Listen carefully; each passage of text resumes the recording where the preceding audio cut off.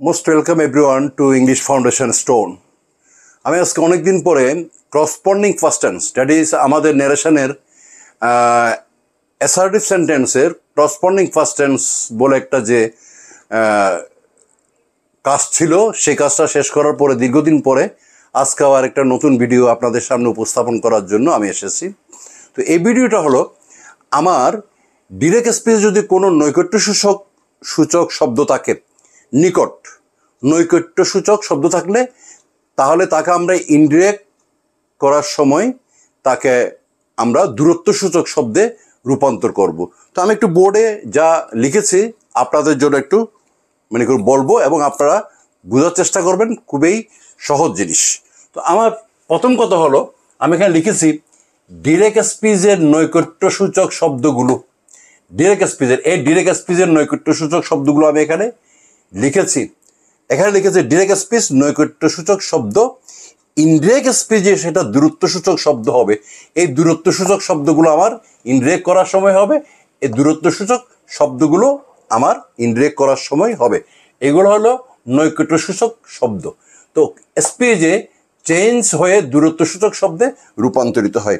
তো আমরা এই জিনিসটা আমরা যদি ভালোভাবে বুঝতে পারি তাহলে আমাদের ন্যারেশনটা অ্যাসার্টিভ সেন্টেন্সের যতগুলো নিয়ম আছে সবগুলো এখানেই আজকেই শেষ হবে। কিন্তু এরপরে কিছু মিসেলেনিয়াস নিয়ম আছে, যেমন মাস্টের ব্যবহার আমরা কি করব। মাস্ট সাধারণত ডিরেক্ট স্পিচ থেকে ইনডিরেক্ট স্পিচে করতে গেলে রূপান্তর করতে গেলে হ্যাড টু হবে, হ্যাড টু। আর যদি আমাদের ভবিষ্যৎকালীন কোনো বাধ্যবাধকতা হয়, বুঝাই ভবিষ্যৎকালীন কোনো বাধ্যবাধকতা, ভবিষ্যৎকালীন অর্থাৎ আমার ঘর ভাড়া বাড়ালে আমি ঘরটি ছেড়ে দেবো, এরকম যদি হয় তখন মাস্ট হবে উড হ্যাভ টু। আর যখন চিরকালীন বাধ্যবাধকতা থাকবে তখন মাস্টই থাকবে। এরকম কিছু মিসলেনিয়াস আমাদের আসবে। তো আমরা এগুলো আস্তে আস্তে প্র্যাকটিস করব ভিডিওর পর ভিডিওতে। কিন্তু একটা কথা এখানে আমি বারবার বলতেছি যে আমার 1 নাম্বার ভিডিও থেকে যারা এই জিনিসগুলোকে খুব ভালোভাবে যত্ন করে লিখতেছেন, দেখতেছেন, বুঝে যাচ্ছেন, তাদের জন্য ইংলিশ ল্যাঙ্গুয়েজটা কোনো ব্যাপার না। কিন্তু আপনি যদি লাফিয়ে লাফিয়ে যদি একটা ভিডিও দেখছেন, 1 নাম্বার দেখার পরে 2 নাম্বার যদি না দেখেন তাহলে কিন্তু হবে না। প্রত্যেকটা ভিডিও আপনাকে একটা ধৈর্য, এটা একটা ইন্টারন্যাশনাল ল্যাঙ্গুয়েজ, হ্যাঁ, এটা জানতে হলে আপনাকে শুদ্ধভাবে লিখতে হলে, বলতে হলে আপনাকে কিছু গ্রামেটিক্যাল সিস্টেমের মধ্য দিয়ে যেতে হবে। তখন কেউ আপনার কিন্তু ভুল ধরতে পারবে না। আপনি যে কোনো জায়গায় যাবেন, এমন কিছু চাকরি আছে হয়তো অঙ্কের প্রয়োজন নাও পড়তে পারে, কিন্তু আপনার ইংরেজির প্রয়োজনটা কিন্তু পড়বে প্রত্যেক জায়গায়, প্রত্যেকটা চাকরিতে, প্রত্যেকটা একজন মানুষের কর্মক্ষেত্রে প্রত্যেক জায়গায় ইংরেজি ল্যাঙ্গুয়েজের প্রয়োজনটা কিন্তু পড়ে। তাই আমার এই ভিডিওগুলো চাকচক্যপূর্ণ না হলেও এই ভিডিওগুলোতে বেশ কিছু মূল্যবান তথ্য আছে যেগুলো আপনারা বুঝতে পারলে আপনারা ইংরেজি নিজেরা লিখতে পারবেন, বুঝতে পারবেন এবং আপনাদের কি প্রজন্মের পর প্রজন্মকে আপনারা ইংরেজি শেখাতে পারবেন। তো যাই হোক, আমরা আজকে আর দীর্ঘায়িত না করে চলে যাই আমাদের আসল ক্লাসের মধ্যে। তা আমাদের এখানে আছে একটা, আমি এখানে লিখেছি ডিরেক্ট স্পিচ, ইনডিরেক্ট স্পিচে কী হবে চেঞ্জ হয়ে, এগুলো সব নৈকট্য সূচক, নৈকট্য সূচক। ডিরেক্ট স্পিচের নৈকট্য সূচক শব্দ আছে, ইনডিরেক্ট করার সময় আমার সেগুলো দূরত্ব সূচক শব্দ হবে। তাহলে আমরা আসেন দিস হলে আমরা লিখব কি ড্যাট, দিস থাকলে ইনডিরেক্টে আমরা, ডিরেক্টে আমরা দিস থাকলে ইনডিরেক্টে লিখব ড্যাট। দিস আছে দোষ হয়ে যাবে, ইনডিরেক্টে দোষ হয়ে যাবে। আচ্ছা, হিয়ার আছে দিয়ার হয়ে যাবে, হিয়ার দিয়ার হয়ে যাবে। এগো বিফোর হয়ে যাবে, বিফোর ইনডিরেক্ট স্পিচে বিফোর হয়ে যাবে, হ্যাঁ, বিফোর হয়ে যাবে। ওকে, কাম থাকলে গো হবে, একটু মনে রাখতে হবে। ডিরেক্ট স্পিচে কাম থাকলে গো হবে, দাস থাকলে সো হবে, দাস থাকলে সো হবে। হিদার থাকলে দিদার হবে, দিদার হবে। হিদার থাকলে দিদার হবে, দিদার হবে। হিদার দিদার, আবার হিদার এন্ড দিদার ইতস্তত, এটা কিন্তু একসাথে একটা ফ্রেজ হিসেবেও কিন্তু ব্যবহার করা হয়। তো এগুলো আস্তে আস্তে আমরা আসবো, জানবো। আর টুডে থাকলে আমার হবে dead day, today dead day, dead day. Tomorrow, তো tomorrow the next day, the next day, the next day অথবা দ্য ফলোয়িং ডে, আর্টিকেলটা কিন্তু বসাতে হবে following day, the following day হবে। হ্যাঁ, একদম সহজ। স্টারডে দ্য প্রিভিয়াস ডে, এই আর্টিকেলটা বসাতে হবে the previous day, the previous day হবে। আচ্ছা, এখন গেল, এখন আমার লাস্ট মান্থ গত, স্টারডে প্রিভিয়াস ডে হয়েছে, তাহলে last month the previous month, the previous month. একদম ইজি, আপনারা শুধু একটু প্র্যাকটিস করবেন, মনে রাখবেন। লাস্ট নাইট কি হবে? দ্য প্রিভিয়াস নাইট,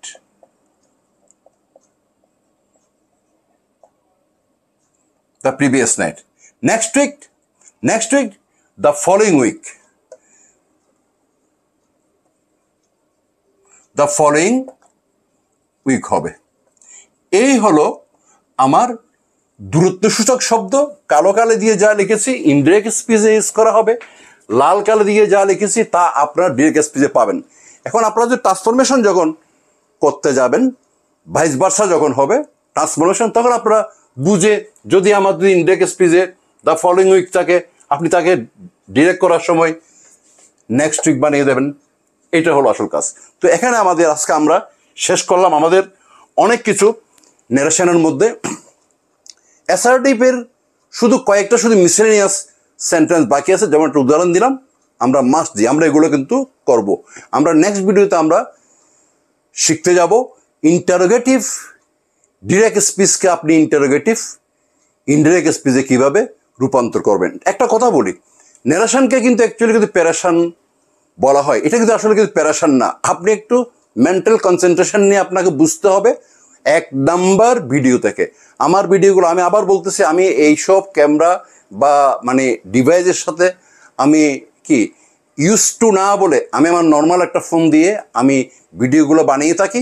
তো এগুলো হয়তো অন্যদের মতো চাকচক্যপূর্ণ হয় না, তবে এখানে মূল্যবান যে কথাগুলো বলি এবং যেভাবে আগ্যোগের মাধ্যমে দেখাই, আপনারা ওইভাবে যদি চেষ্টা করেন, প্র্যাকটিস করেন, আপনারা নিজেরা আয়নার সামনে দাঁড়িয়ে প্র্যাকটিস করবেন, নিজেকে নিজের স্টুডেন্ট বানিয়ে আয়নাতে প্র্যাকটিস করবেন, এবং আপনারা আপনাদের ছোট ভাই বোনকে আপনারা এভাবে শিখাবেন। এটাই হলো আমার আসল উদ্দেশ্য। আমার এখানে কোন রকমের আমি ইউটিউবার হওয়ার জন্য আমি কিন্তু আসিনি। আমি আসছি রাস্তাঘাটে বিভিন্ন জায়গায় যখন একটু মানুষের সাথে কথাবার্তা বলে আলাপ আলোচনা করতে চাই, বিশেষ করে শিক্ষার্থীরা বলে যে আমাদেরকে তো এগুলো তো পড়ানো হয়নি, আমাদেরকে তো পড়ায় না, এবং বর্তমান কোশ্চেন পেপার কী আছে, কিভাবে কি পাই, আমাকে অনেক মানুষ জিজ্ঞেস করে আমাদের দেশে ইংরেজিতে কিভাবে 95, 90, হ্যাঁ, এরকম অ্যাবাভ 95 অ্যাবাভ নাম্বার পাই। এখানে কোনো আনসার নেই। আপনি যদি ইংলিশ ল্যাঙ্গুয়েজটা যদি ভালোভাবে যদি শিখতে চান, তাহলে আমাদের এই ভিডিও চ্যানেলে ইংলিশ ফাউন্ডেশন স্টোনের 1 নম্বর ভিডিও থেকে আপনি কিভাবে সেন্টেন্স মেকিং করবেন, কনস্ট্রাকশন কি, স্ট্রাকচার কি, এরপরে ভয়েস দিয়েছি আমি, টেন্স দিয়েছি, ভয়েস দিয়েছি, ন্যারেশন এখন চলছে, আমরা এরপরে ধরবো ট্রান্সফরমেশনের পর আমরা স্পোকেন ইংলিশের মধ্যে চলে যাব।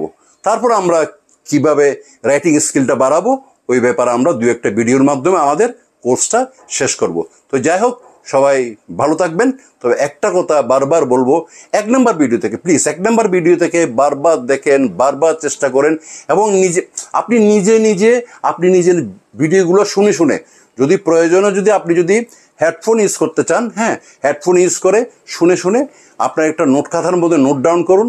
নোট ডাউন করার পরে তারপর আপনি আস্তে আস্তে প্র্যাকটিস করুন, দেখবেন অটোমেটিক্যালি হয়ে যাবে। অর্থাৎ ইংরেজিটা আমি বলবো বাংলার চেয়ে অনেক সহজ ভাষা। হয়তো আমরা বাঙালি বলে আমাদের কাছে ভাষাটাকে আমরা ভয় করে আমরা কিন্তু শিখতে চাই না, কিচ্ছু না। আমাদের ইংরেজি গ্রামাটিক্যাল যে রুলসগুলো আছে খুবই মজার, এবং আপনারা একটু চেষ্টা করবেন, দেখবেন যে খুব আনন্দ পাবেন।